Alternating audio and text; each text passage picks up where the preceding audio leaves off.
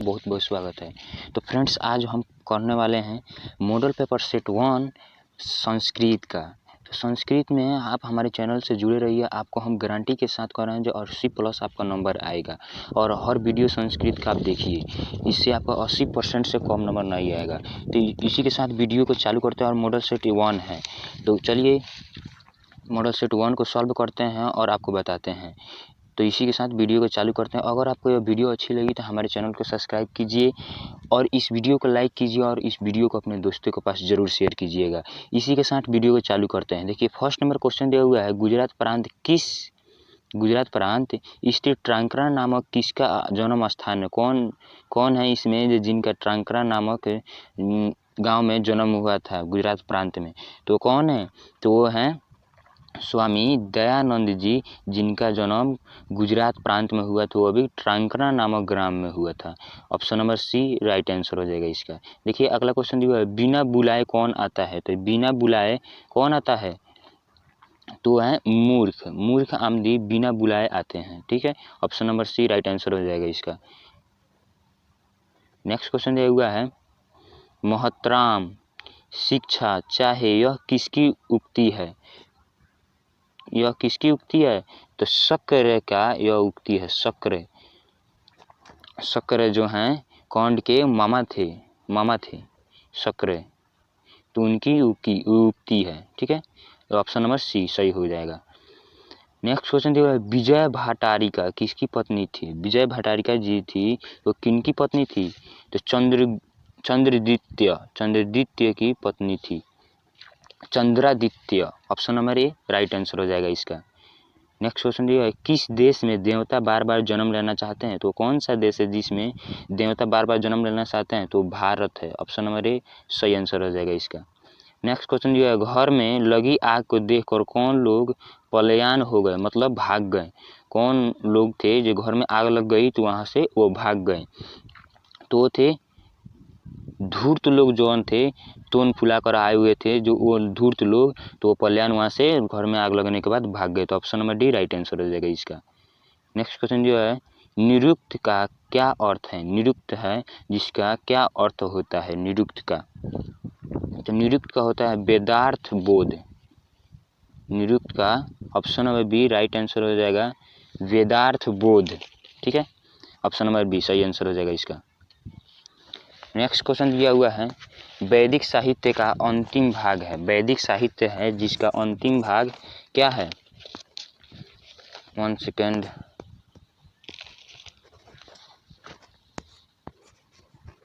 वैदिक साहित्य का अंतिम भाग है, तो वैदिक साहित्य का अंतिम भाग उपनिषद होता है। ठीक है, option number A right answer हो जाएगा इसका। हमारे चैनल से जुड़े रहिए और हमारे चैनल को सब्सक्राइब कीजिए। आपको हम गारंटी के साथ कह रहे हैं जो 80+ आपको हम दिलाएंगे। ऑब्जेक्टिव क्वेश्चन आपका एक भी नहीं छूटेगा, क्योंकि 100 है जिसमें से 50 आपको ऑब्जेक्टिव क्वेश्चन करा रहे हैं हम। 50 इसमें से। और दूसरा का बात बता दें कि आपको हम सब्जेक्टिव क्वेश्चन संस्कृत का एक चैप्टर का सब्जेक्टिव क्वेश्चन हम VVI जो इम्पोर्टेंट क्वेश्चन है उसको हम आपको एग्ज़ाम से 10 या 15 दिन पहले आपको चैनल पे उपलब्ध करा दिया जाएगा। आप ज़रूर देखिएगा। तो चैनल को सब्सक्राइब कीजिए और बेल घंटी दबा लीजिए, जिससे आपको वीडियो का नोटिफिकेशन मिलती रहेगी। देखिए, नेक्स्ट क्वेश्चन दिया, औंधु से भी छोटा क्या है? तो औंधु से छोटा क्या होता है? तो औंधु से छोटा होता है आत्मा। औंधु से छोटा आत्मा होता है। ऑप्शन नंबर ए सही आंसर हो जाएगा इसका। अगला क्वेश्चन दिया हुआ है, काव्य मीमांसा नामक ग्रंथ किसने लिखा था? काव्य मीमांसा ग्रंथ किसने लिखा था? तो थे राजशेखर जी। राजशेखर जी जो हैं वो काव्य मीमांसा नामक ग्रंथ लिखे थे। अगला क्वेश्चन ये, पाटलिपुत्र किस नदी के किनारे अवस्थित है? तो पटना में कौन सा नदी है? तो गंगा नदी है। गंगा नदी के किनारे अवस्थित है पटना। ठीक है, ऑप्शन नंबर बी सही आंसर हो जाएगा इसका। नेक्स्ट क्वेश्चन दिया हुआ है, विद्यार्थी कौन थे? थोड़ा सा देखिएगा, विद्यार्थी कौन थे? विद्यापति दिया हुआ है, विद्यापति। सॉरी, गलती हो गया, थोड़ा सा दिखाई नहीं दे। विद्यापति कौन थे? तो विद्यापति वह एक मैथिली कवि थे। ठीक है, वह एक मैथिली कवि थे। विद्यापति जो हैं वह एक मैथिली कवि थे। इसको याद कर लीजिए, क्योंकि VVI इंपॉर्टेंट क्वेश्चन है। विद्यापति कौन थे? तो मैथिली कवि थे। अगला क्वेश्चन देखिए, पाटलिपुत्र में कौमुदी महोत्सव किस ऋतु में मनाया जाता है? तो है शरद ऋतु में। ठीक है, शरद ऋतु में। ऑप्शन नंबर बी सही आंसर है, शरद ऋतु में मनाया जाता है। नेक्स्ट क्वेश्चन, नीतिकारों द्वारा शत्रु किसे माना जाता है? नीतिकार जो हैं उनके द्वारा शत्रु किसे माना जाता है? तो आलस्य को शत्रु माना जाता है, जो आलस करता है उसको शत्रु मानते हैं। ठीक है, ऑप्शन नंबर ए सही आंसर हो जाएगा इसका। अगला क्वेश्चन, महर्षि याज्ञवल्क्य की पत्नी का नाम था? याज्ञवल्क्य, महर्षि याज्ञवल्क्य की पत्नी का नाम था मैत्रेयी। ऑप्शन नंबर ए सही आंसर है, मैत्रेयी था। ठीक है, अगला क्वेश्चन देखिए, जनक की सभा में शास्त्रार्थ कुशल महिला कौन थी? कुशल महिला जनक के शास्त्रार्थ कुशल महिला कौन थी? तो थी गांगी व चाणक्य। ऑप्शन नंबर ए इसका राइट आंसर होगा गांगी वाचकनवी। गांगी गार्गी सॉरी, थोड़ा सा पढ़ने में दिक्कत, Gargi Vachaknavi. Option number right answer होगा। नेक्स्ट क्वेश्चन दिया हुआ है, विजयांका किस काल की कवित्री है? तो विजयांका किस काल की कवित्री है? तो प्रथम काल की कवित्री है, प्रथम काल। ठीक है, अगला क्वेश्चन दिया है, गायंती देवा किस गीतकानी पुरुषा सुरस्तोत पथ किस पुराण से लिया गया है? तो है विष्णु पुराण, जो है विष्णु पुराण गायंती देवी। ठीक है, देवता विष्णु पुराण से लिया गया है यह श्लोक जो है यह विष्णु पुराण से लिया गया है। ऑप्शन नंबर सही आंसर हो जाएगा इसका। अगला क्वेश्चन दिया है, भारत महिमा पाठ का मुख्य संदेश क्या है? तो भारत महिमा पाठ है इसका मुख्य संदेश क्या है? देशभक्ति के बारे में बताया जा रहा है उसमें, देशभक्ति। ठीक है, अगला क्वेश्चन दिया हुआ है, संस्कारों की कुल संख्या कितनी है? तो संस्कार कितने होते हैं? तो संस्कार 16 हैं। ठीक है, 16 गो संस्कार हैं। ऑप्शन नंबर सही आंसर होगा इसका। आप कमेंट जरूर कीजिएगा कि सब्जेक्टिव क्वेश्चन इसका चाहिए, तो इसमें आपको पूरा डिटेल्स हम समझा देंगे, संस्कार कितने होते हैं उसके हर चैप्टर से आपको हम बताएंगे। तो हमारे चैनल को आप जरूर सब्सक्राइब कीजिएगा। गोदान किस संस्कार का मुख्य कर्म है? गोदान जो है उस किस संस्कार का मुख्य कर्म है? तो अत्यंत शिष्ट का। ठीक है, ऑप्शन नंबर डी सही आंसर हो जाएगा। परम, अगला क्वेश्चन है, परम तृप्ति किससे मिलती है? परम तृप्ति जो है किससे मिलती है? तो विद्या से मिलती है। ठीक है, विद्या, option number A right answer होगा इसका। अगला क्वेश्चन दिया हुआ है, देखिए, नरक के कितने द्वार होते हैं? तो नरक के कितने द्वार होते हैं? तो नरक के 3 द्वार होते हैं। लोभ क्रोध, कौन कौन होते हैं? लोभ क्रोध एक और होता है, याद नहीं आ रहा है थोड़ा सा। देखिए अगला क्वेश्चन देखिए, कर्मवीर कथा का नायक है? कर्मवीर कथा का नायक कौन है? तो कर्मवीर कथा के नायक हैं राम परवेश राम जी जो हैं वो कर्मवीर कथा के नायक हैं। ऑप्शन नंबर ए सही आंसर हो जाएगा इसका। अगला क्वेश्चन देखिए, छात्रों का तप क्या है? छात्रों का तप क्या है? तो छात्रों का अध्ययन करना ही तप कहलाता है, अध्ययन करना। ठीक है, छात्र तो कभी आलस नहीं कर सकते हैं, क्रोध नहीं कर सकते हैं, और क्षमा तो कर सकते हैं, लेकिन अभी क्या करना चाहिए छात्रों को? तो हमेशा अध्ययन के प्रति तप होना चाहिए। Option number A right answer हो जाएगा इसका। अगला क्वेश्चन दिया हुआ है, स्वामी दयानंद के द्वारा आर्य समाज की स्थापना कब हुई थी? तो स्वामी दयानंद जी हैं आर्य समाज की स्थापना कब किए थे? तो 1875 ईस्वी में आर्य समाज की स्थापना किए थे। और कौन किए थे? तो स्वामी दयानंद जी ने। ठीक है, option number B right answer हो जाएगा। अगला क्वेश्चन दिया है, बिरजानंद किसके गुरु थे? बिरजानंद जी हैं जो किसके गुरु थे? तो थे स्वामी दयानंद जी का। अब यहाँ पे एक और ऑब्जेक्टिव क्वेश्चन है, स्वामी दयानंद के गुरु कौन थे? तो आप हमेशा याद रखिएगा बिरजानंद। ठीक है, ऑप्शन नंबर इसका 27 का ऑप्शन नंबर ए हो जाएगा। यहाँ पे घुमा भी सकता है, जो स्वामी दयानंद के गुरु कौन थे? तो बिरजानंद थे। और पूछा यहाँ पे बिरजानंद किसके गुरु थे? तो स्वामी दयानंद के। ठीक है, option number A right answer हो जाएगा। अगला क्वेश्चन देखिए, स्वामी दयानंद का परिवार किसका उपासक था? स्वामी दयानंद जी हैं, उनका परिवार किसका उपासक था? तो शिव का। क्या था? शिव जी का उपासक था। अगला क्वेश्चन देखिए, मंदाकिनी वर्णनम पाठ किस ग्रंथ से संकलित है? कौन एक ग्रंथ है जिसे मंदाकिनी वर्णनम पाठ संकलित है? तो है वाल्मीकि रामायण से। वाल्मीकि जी रामायण जो है उसमें मंदाकिनी वर्णनम का ग्रंथ से संकलित है वो, ठीक है। Option number C right answer हो जाएगा। अगला क्वेश्चन दिया कौंडस्य दानवीरता पाठ भारत भास के किस रूपक का भाव विशेष है? तो हो जाएगा कर्म भारम। ऑप्शन नंबर ए इसका राइट आंसर हो जाएगा कौंड भारम, कौंड भारम। Option number A right answer हो जाएगा। अगला क्वेश्चन दिया है राष्ट्रों के बीच देश का कारण क्या है? राष्ट्रों के बीच द्वेष का कारण, द्वेष का पूछ रहा है, राष्ट्रों के बीच द्वेष का कारण क्या है?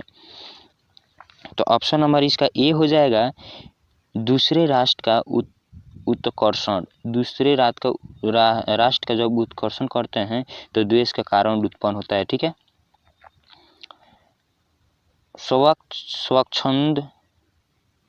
स्वच्छंद का संधि विच्छेद क्या होगा?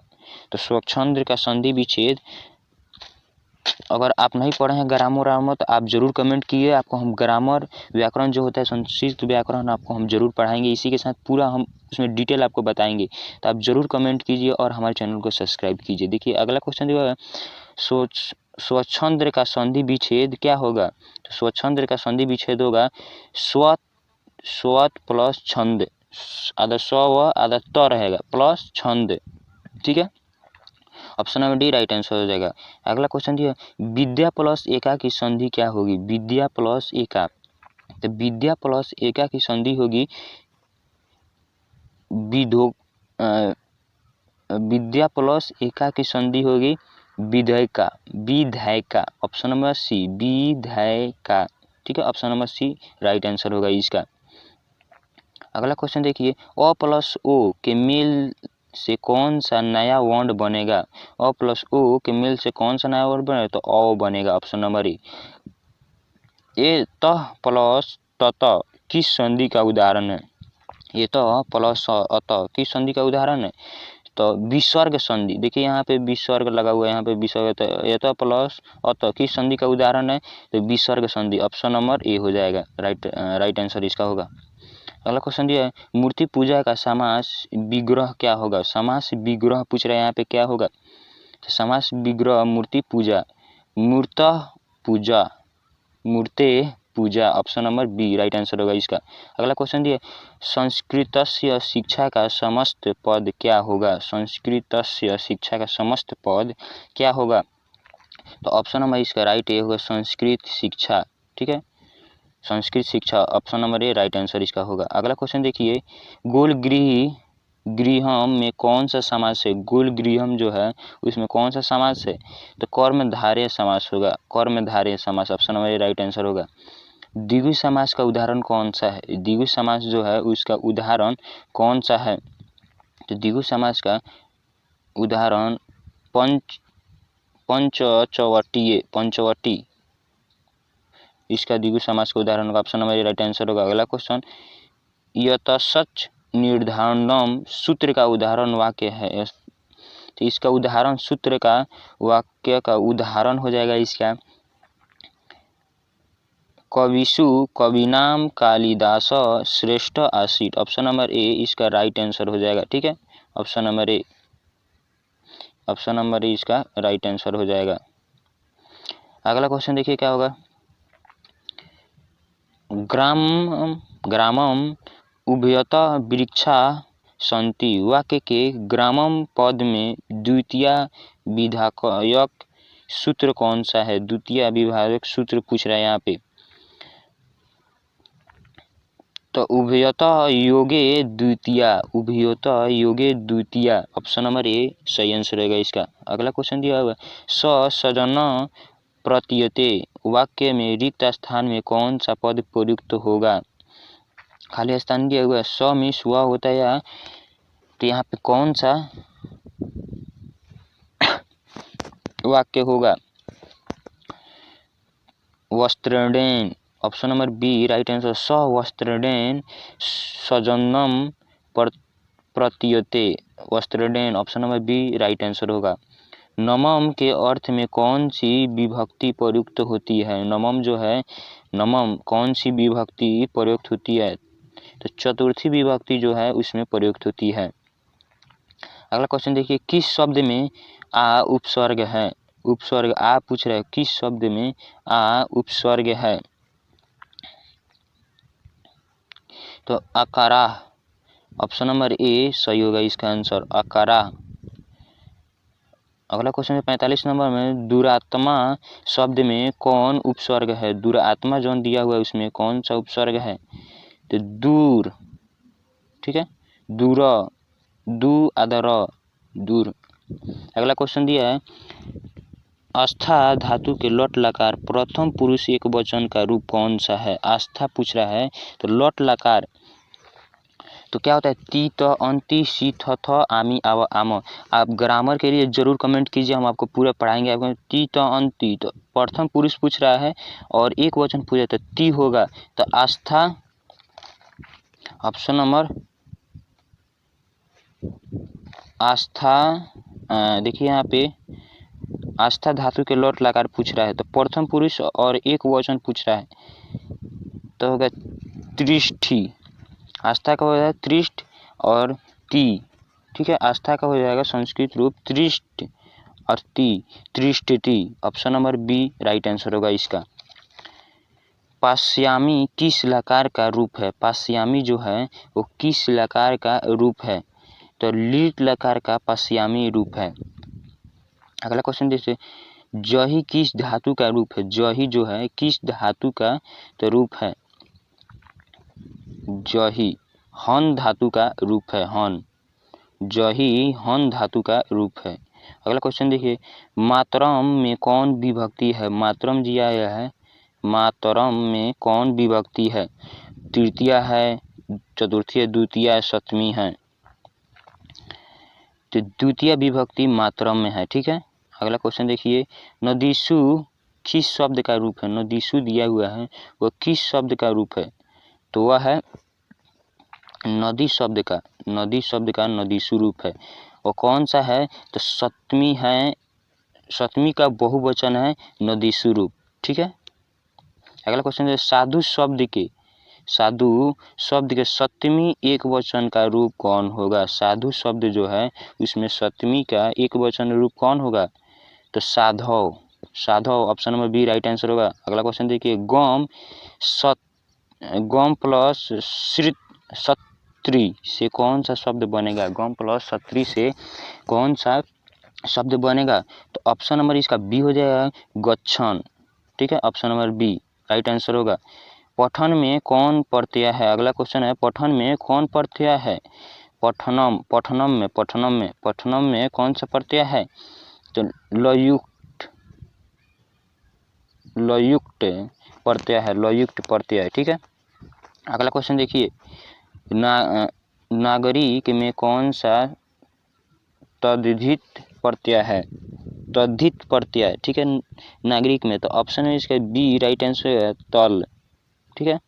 अगला क्वेश्चन, राष्ट्र प्लस ई से कौन सा शब्द बनेगा? राष्ट्र प्लस ई से कौन सा शब्द बनेगा? तो राष्ट्रीय, option number A right answer होगा। अगला क्वेश्चन देखिए, मुस्कम प्लस टाप से कौन सा शब्द बनेगा? मुस्कम प्लस मुस्क, मुस्क प्लस टाप से कौन सा शब्द बनेगा?